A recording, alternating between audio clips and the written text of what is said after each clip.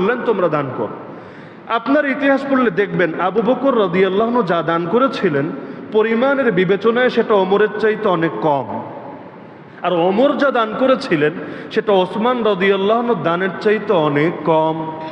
ওসমান রাদিয়াল্লাহু আনহু একার দানই এত বেশি ছিল, আমি জেলখানায় বসে একটা সম্ভাব্য হিসাব বের করেছিলাম বাইরে এসে, আর সুযোগ হয় নাই যে এটাকে ফাইনালি একটা পর্যবেক্ষণ বের করার।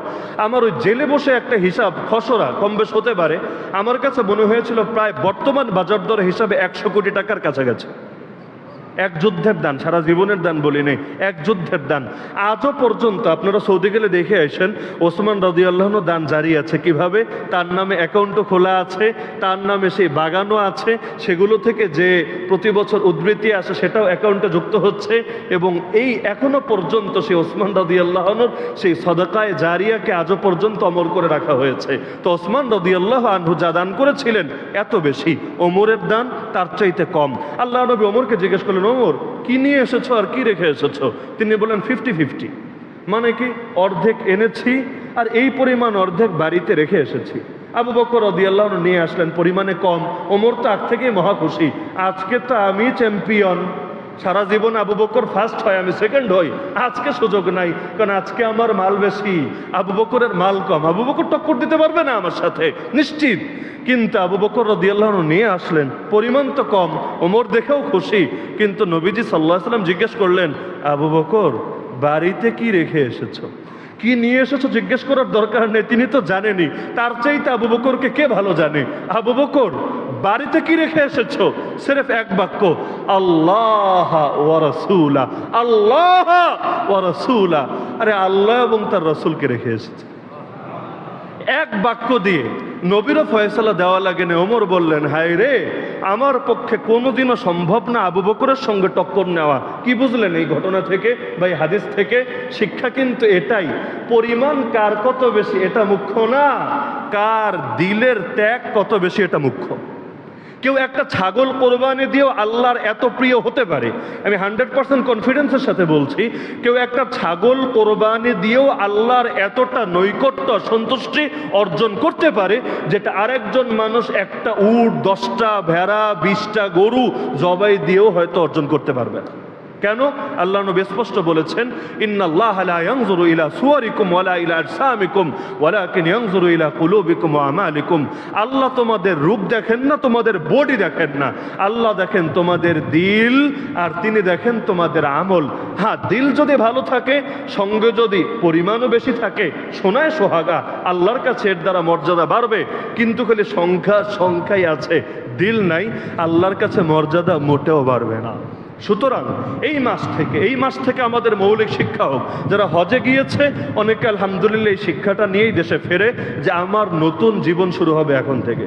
এখন একটু কমেছে এটা, এই যুগ আপডেট হয়ে, এই তথ্য প্রযুক্তির যুগে আর এতগুলো শিল্প বিপ্লব হওয়ার পরে হজের রুহানিয়ত অনেক কমেছে। আগে দেখা যেত 3 মাস 6 মাস সময় লাগিয়ে হজ করে আসতো, হজের পর এক একজন জামানার জিন্দা শাহজালালে পরিণত হতো। আগের জীবন পরের জীবনে মিলি নাই, আপনারাও তো দেখার কথা, বিশেষ করে মুরব্বীরা। মানে এমন হাজি সাহেব শব্দের একটা সম্মান ছিল, হাজি সাহেব বালহাজ, কারণ হাজি মানে তার ইমানের রৌনকে আলাদা, তার আমলের কোয়ালিটি আলাদা। কিন্তু এখন আপনি হজের দৃশ্যগুলো যদি আপনি অনলাইন থেকেও দেখবেন একদিকে তাওয়াফ করছে, লাইভ স্ট্রিমিং চলছে, আর একদিকে সাই করছে, সেলফি চলছে, এমনকি রওজায়ে আতহার জিয়ারতে যাচ্ছে, তখন হ্যালো গাইস, এই যে আমি রওজায়ে আতহার জিয়ারত করছি, তার ধান্দাবাজি চলছে। এমন এই বছর রিপোর্ট প্রকাশ হয়েছে, আরাফার ময়দান ওই একদিনেই ইতিহাস করা মানে এত বিপুল পরিমাণ নেট ব্যবহার হয়েছে, যেটা ইতিহাসে স্মরণীয় রাখার মতো। এত নেট আরাফার ময়দানে কেন ব্যবহার করবে? আরাফার ময়দানকে নেট চালানোর জায়গা? আরাফার ময়দানকে লাইভ করার জায়গা? আরে লাইভ তো সারা দুনিয়া এমনিই দেখে, সরকারিভাবেই দেখে, তোমার করে দেখানো লাগবে না। আর বাসায় যদি দেখাতে চাও, আরে কত আর দেখাবা? যেই জামানায় মোবাইল ছিল না ওই জামানায় কি নাকি মানুষের ফ্যামিলি ছিল না, তো দরকার ছিল কিছুটাই অন্তত আল্লাহর জন্য খালেস রাখো, যেখানে ফ্যামিলি ট্যামিলি কোনো চিন্তা আনার দরকার নাই। হজে যাবা, অ্যান্ড্রয়েড মোবাইলটাও বাসায় রেখে যাও, দরকার নাই। আরে কিছু টাইম থাকে না আল্লাহর জন্য, না হলে হোটেলে রেখে এবাদতগুলো সেরে আসো।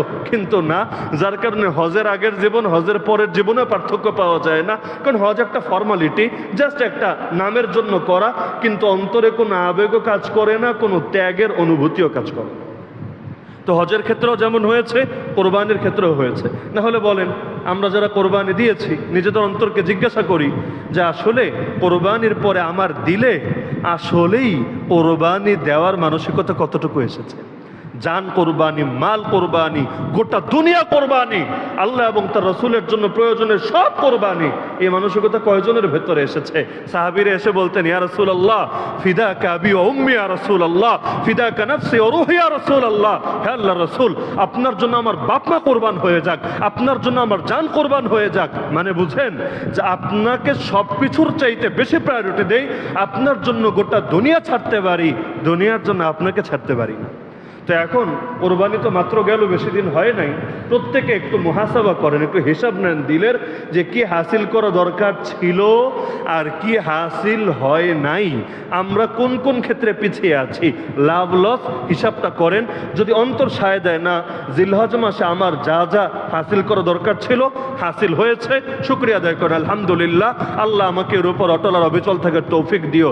আর যদি জবাব আসে না না, তোমার এই মাসে আল্লাহর বড় নৈকট্য প্রাপ্ত হওয়ার সুযোগ ছিল, আর আগামীতে কোরবানি করতে পারবা কিনা কোনো গ্যারান্টিও নাই, এবং এটাকে শেষ কোরবানি মনে করি এই রকম ত্যাগের সাথেই তুমি ইবাদত সম্পন্ন করেছ, যদি উত্তরটা এর নেতিবাচক আসে, তাহলে আসলে এখনই তওবার ইস্তেগফার করে নিজেরা শুধরে নিতে হবে।